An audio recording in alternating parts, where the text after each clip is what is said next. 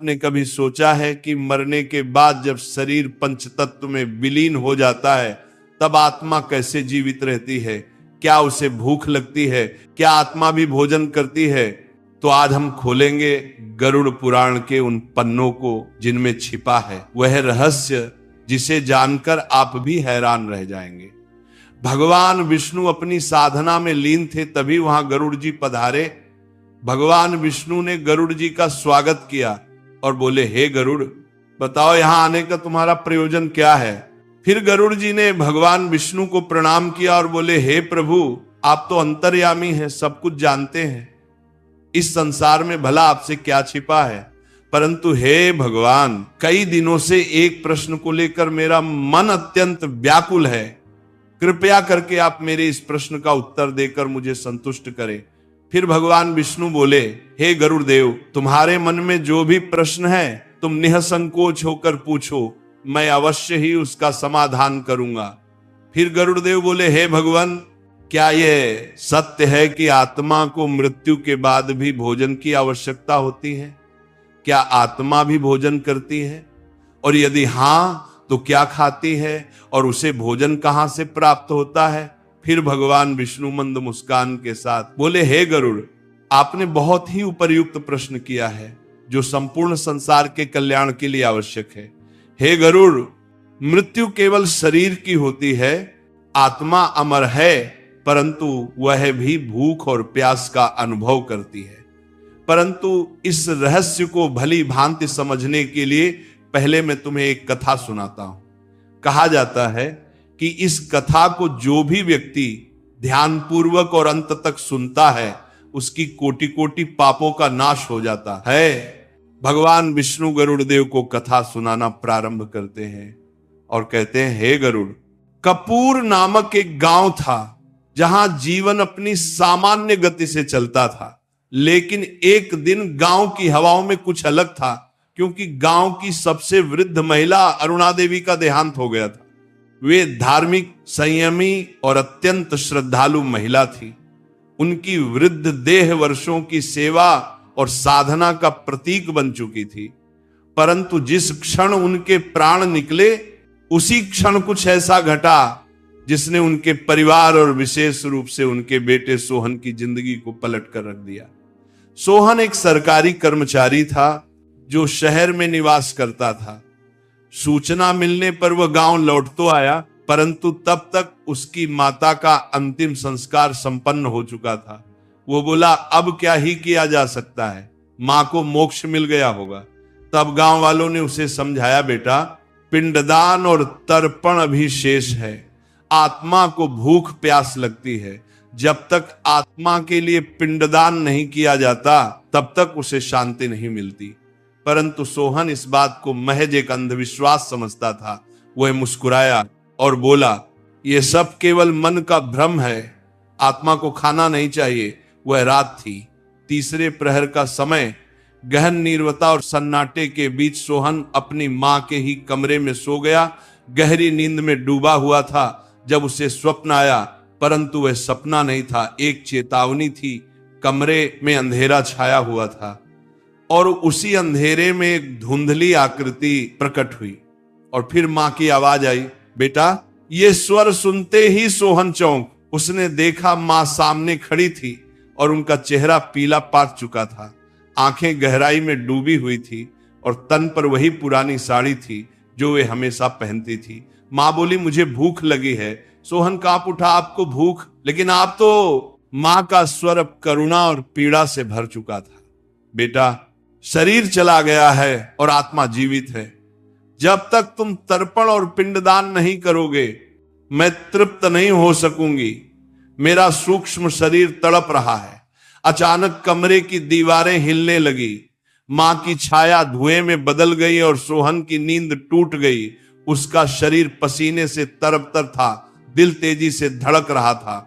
सुबह होते ही सोहन हड़बड़ा कर उठ बैठा। वह सपना अब भी उसकी आंखों के सामने घूम रहा था।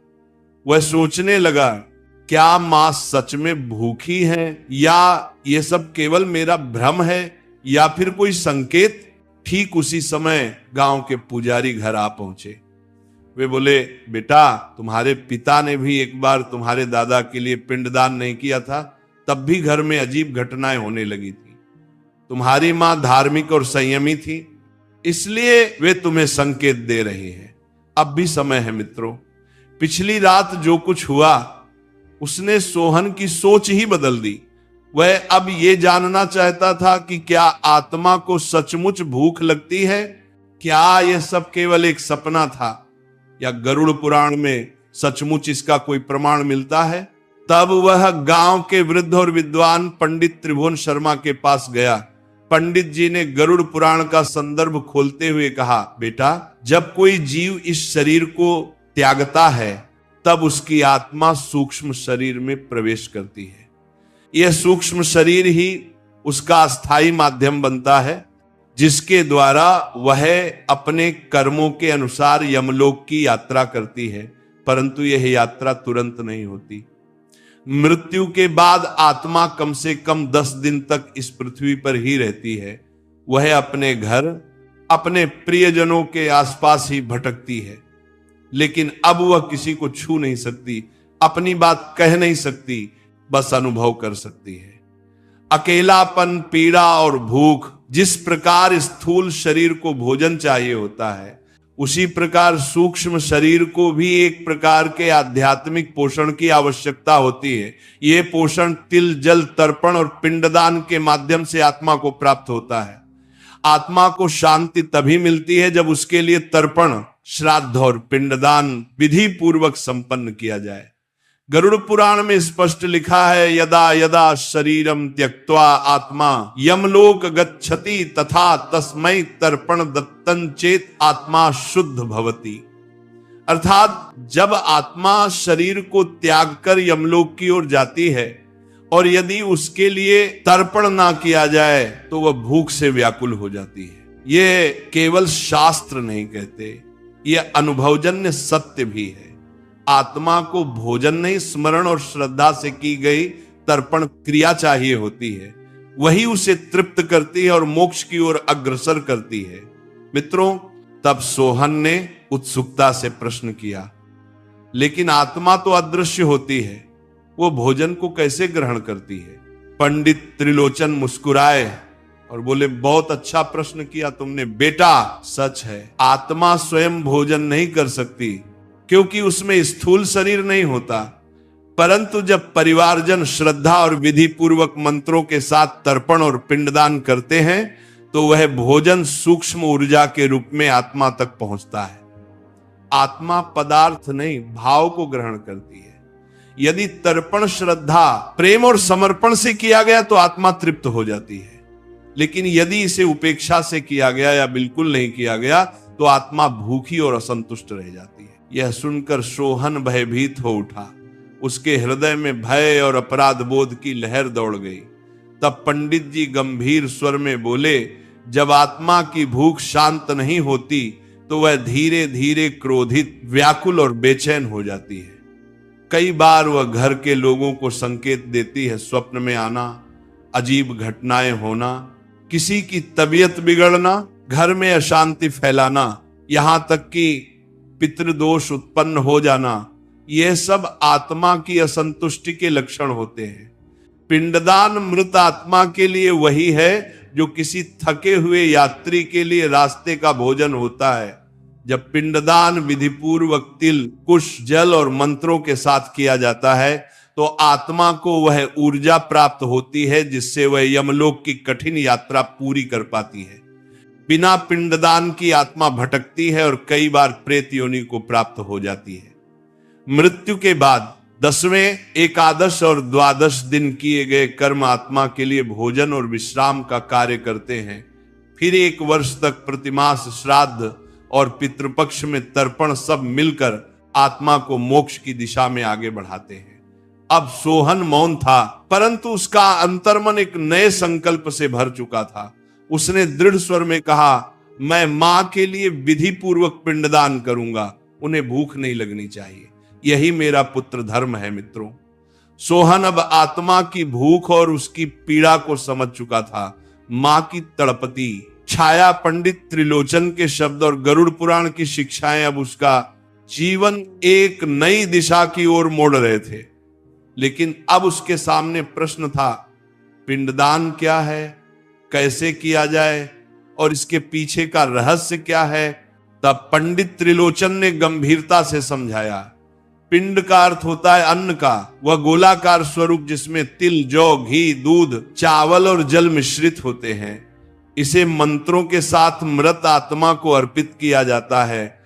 ये पिंड आत्मा के सूक्ष्म शरीर के लिए ऊर्जा, भोजन और यात्रा का माध्यम बनता है। गरुड़ पुराण में लिखा है, पिंडदान तीर्थ तृप्ति पितर सदा, अर्थात तीर्थ जल और अन्न से किया गया पिंड दान पितरों को सदा तृप्त करता है। मृत्यु के बाद के 10 दिन विशेष महत्व रखते हैं। हर दिन विशेष मंत्रों और विधियों से आत्मा को एक एक पिंड अर्पित किया जाता है। हर दिन का एक उद्देश्य होता है। पहले दिन मृत्यु की पीड़ा से मुक्ति, तीसरे दिन सूक्ष्म शरीर का निर्माण, 7वें दिन यात्रा के मार्ग पर सहारा, 10वें दिन आत्मा की स्थिरता और तृप्ति। हिंदू शास्त्रों में ये कर्मकांड केवल प्रतीक नहीं है, बल्कि एक गहरा मनोवैज्ञानिक और ऊर्जा आधारित विज्ञान है। पिंडदान में प्रयुक्त तिल नकारात्मक ऊर्जा को शुद्ध करते हैं, जल भावनाओं का माध्यम बनता है। जब परिवारजन प्रेम, श्रद्धा और समर्पण से पिंड देते हैं, तब आत्मा केवल तृप्त होती है, बल्कि क्लेश मुक्त होकर मोक्ष की ओर अग्रसर होती है। तो उस ऊर्जा को आत्मा ग्रहण करती है, जिससे वह या तो मुक्त होती है या अगले जन्म की ओर अग्रसर होती है। मित्रों, अब प्रश्न उठता है, पिंडदान क्यों अनिवार्य है? तो हम आपको बताना चाहते हैं, यदि पिंडदान नहीं किया गया तो आत्मा भूखी रह जाती है। वह भटकती रहती है, कभी प्रेत बनकर, कभी समाधान की स्थिति में, और कई बार परिवार पर पितृ दोष के रूप में अपना असर दिखाती है। ऐसे परिवार में मानसिक अशांति, आर्थिक बाधा, संतान संबंधी कष्ट और आध्यात्मिक अवरोध उत्पन्न हो सकते हैं। व्यक्ति आध्यात्मिक दृष्टि से आवृत यानी बाधित रह जाता है। गरुड़ पुराण में स्पष्ट चेतावनी दी गई है, यो न ददाति पितृ पिंड संभावित पापी समाप्नो सुखम कदाचित, अर्थात जो अपने पितरों को पिंड दान नहीं करता वह पापी कहलाता है और उसे कभी भी सच्चे सुख की प्राप्ति नहीं होती। ये सब सुनकर सोहन का संकल्प अब अटूट हो चुका था। उसने निश्चय किया, मैं मां के लिए संपूर्ण विधि से पिंड दान करूंगा। श्रद्धा और पूर्ण नियम के साथ गांव के सभी ब्राह्मणों को आमंत्रित किया गया। घर के आंगन में कुश का आसन बिछाया गया। तिल, जौ और जल से बने पिंड मंत्रों के साथ अर्पित किए गए। हर मंत्र, हर आहुति के साथ सोहन की आंखें भर आईं। उसका रोम रोम मां की स्मृति से कंपित था। अंतिम मंत्र के समय हवा की गति थम सी गई थी। एक गहन शांति का अनुभव हुआ, जैसे कोई अधूरा संदेश पूर्ण हो गया हो। और तभी सोहन को मां की मुस्कुराती छाया दिखाई दी। वह अब भूखी नहीं थी, शांत थी और धीरे धीरे धुएं में विलीन हो गई। सोहन ने विधि पूर्वक पिंडदान कर दिया था। मां की आत्मा को एक क्षण के लिए शांति प्राप्त होती प्रतीत हुई, लेकिन पंडित त्रिलोचन के मुख पर अभी भी चिंता की रेखाएं बनी हुई थी। सोहन ने सहमे स्वर में पूछा, क्या अब मां को पूर्ण शांति मिल गई पंडित जी? पंडित जी ने गंभीर स्वर में उत्तर दिया, बेटा, पिंडदान केवल प्रथम चरण है। यदि तर्पण और श्राद्ध कर्म न किए जाएं, तो आत्मा पुनः पीड़ा से घिर सकती है और कभी कभी प्रेत योनि को भी प्राप्त हो सकती है। यह सुनकर सोहन का शरीर सिहर उठा, उसके होंठ कांपे और उसने पूछा, प्रेत, क्या मेरी मां भी भटक सकती थी? तब पंडित त्रिलोचन ने गरुड़ पुराण का गहन रहस्य खोला। गरुड़ पुराण में वर्णन है कि जब आत्मा को समय पर पिंडदान, तर्पण, श्राद्ध और यम नाम की क्रियाएं नहीं मिलती, तो वह आत्मा स्थूल जगत के प्रति आसक्त हो जाती है। वह संसार को छोड़ नहीं पाती। भूख, मोह, परिवार की चिंता और अधूरी इच्छाएं उसे बांध लेती हैं। तब वह आत्मा पिशाच, प्रेत या भूत जैसी योनियों में प्रवेश कर सकती है। जो व्यक्ति पाप कर्मों के साथ मृत्यु को प्राप्त होता है और जिसे तर्पण नहीं मिलता, वह प्रेत योनि को प्राप्त करता है और बंधन में फंसा रहता है। ये योनि कोई स्थायी नरक नहीं बल्कि एक बीच की अवस्था है, जहां आत्मा ना तो पूर्ण रूप से मृत होती है ना ही पूर्णतः जीवित। वह हर समय अशांति में रहती है, किसी माध्यम से संवाद करना चाहती है, अपनी तड़प व्यक्त करना चाहती है। सोहन का हृदय कांप उठा। उसने घबरा कर पूछा, मैंने तो मां का पिंडदान कर दिया, फिर भी क्या वे भटक सकती थी? पंडित त्रिलोचन बोले, यदि तर्पण और वार्षिक श्राद्ध ना किए जाएं, यदि परिवार उन्हें स्मरण न करे तो पिंडदान की शक्ति क्षीण हो जाती है और आत्मा फिर से उस भूख, उस अधूरी इच्छा की ओर लौट सकती है। लेकिन बेटा, तुम्हारे संकल्प, तुम्हारी श्रद्धा और तुम्हारा प्रेम मां की आत्मा को आगे ले जाने की राह देगा, यदि तुम नियमित तर्पण और श्राद्ध करते रहो। पंडित जी बोले, यदि पिंडदान के बाद श्राद्ध और वार्षिक तर्पण ना किए जाएं, तो आत्मा को पूर्ण शांति नहीं मिलती, वह अधूरी रह जाती है। जैसे किसी भूखे को केवल पानी मिल जाए लेकिन अन्न न मिले, यही अधूरी तृप्ति कभी कभी प्रेत रूप में प्रकट होती है। मित्रों, सोहन ने मां की आत्मा की शांति के लिए पिंडदान, तर्पण और पितृदोष से मुक्ति का संकल्प लिया, परंतु उसके मन में अब भी एक अंतिम प्रश्न शेष था, क्या आत्मा वास्तव में भजन करती है? यदि हां तो कैसे?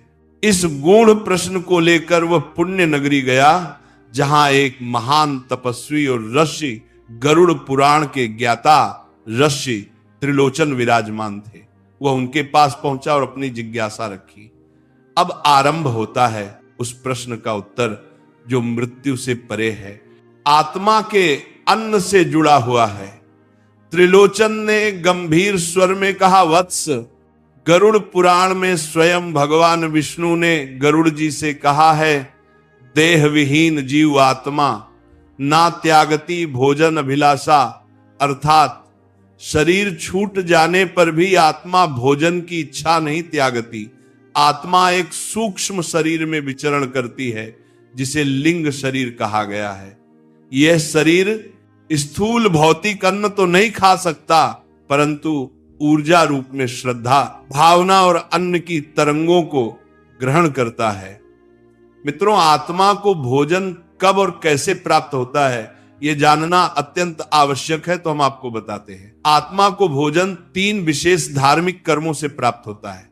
पहला है पिंडदान। पिंड यानी चावल, तिल, जौ, घी, दूध और कुश से बने अन्न गोलाकार रूप में मंत्रों के साथ आत्मा को अर्पित किए जाते हैं।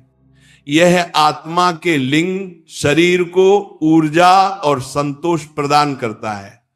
श्रद्धा से किया गया पिंडदान भौतिक अन्न की तरह आत्मा को तृप्त करता है, परंतु सूक्ष्म स्तर पर ऊर्जा के रूप में। दूसरा तर्पण। तर्पण में तिल, जल और मंत्रों के साथ पितरों का आह्वान कर उन्हें अर्पण किया जाता है। इससे आत्मा को शांत व संतुष्ट करने वाली ऊर्जा तरंगे प्राप्त होती हैं। ये एक प्रकार का भावना आधारित जल दान होता है, जो आत्मा की तृष्णा को शमित करता है। तीसरा है श्राद्ध भोज। श्राद्ध में योग्य ब्राह्मणों को आदर पूर्वक भोजन कराया जाता है। यह केवल सामाजिक कर्तव्य नहीं बल्कि आत्मा के लिए प्रतीकात्मक अन्नदान होता है। जिसे श्रद्धा और प्रेम से भोजन कराया जाता है, वह सब सूक्ष्म रूप में आत्मा तक पहुंचता है और उसे मानसिक संतोष व पुण्य की ऊर्जा प्राप्त होती है। आशी त्रिलोचन बोले, वत्स, जब ब्राह्मणों के मुख से मंत्र निकलते हैं, जब पिंड अर्पित होता है, जब तिल से जल गिरता है और जब भोजन में श्रद्धा का स्वाद होता है, तो वह सब ऊर्जा बनकर आत्मा तक पहुंचता है। यदि यह सब विधि पूर्वक किया जाए तो आत्मा को न केवल संतोष मिलता है बल्कि वह आगे की यात्रा के लिए बाल मार्ग और गति प्राप्त करती है। अन्यथा वह कहीं बीच में ठहर जाती है और वही रुकावट कभी कभी हमारे जीवन में पितृदोष बनकर उभरती है। यह केवल कर्मकांड नहीं बल्कि एक अदृश्य संवाद है हमारे और उन आत्माओं के बीच जो कभी हमारे माता पिता, दादा दादी या परिवार के अन्य सदस्य रहे। अब सोहन सब समझ चुका था। उसके सामने केवल एक ही लक्ष्य था, मां की आत्मा को पूर्ण तृप्ति और मोक्ष की ओर ले जाना। मृत्यु अंत नहीं है, बल्कि आत्मा की एक नई यात्रा का आरंभ है। पिंडदान, तर्पण और श्राद्ध ये केवल कर्म नहीं, बल्कि उन अदृश्य रिश्तों का सम्मान है जो शरीर से नहीं, आत्मा से जुड़े होते हैं। जो हमने प्रेम से जिया, उसे श्रद्धा से विदा करना ही हमारा पुत्र धर्म है।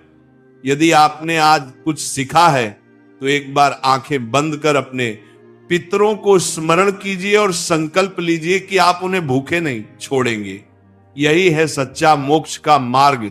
अगर आपको आज की प्रवचन अच्छी लगी हो तो वीडियो को लाइक करें और ऐसे ही प्रवचन सुनने के लिए चैनल को सब्सक्राइब करें। बोलो राधे राधे, जय पितृदेव।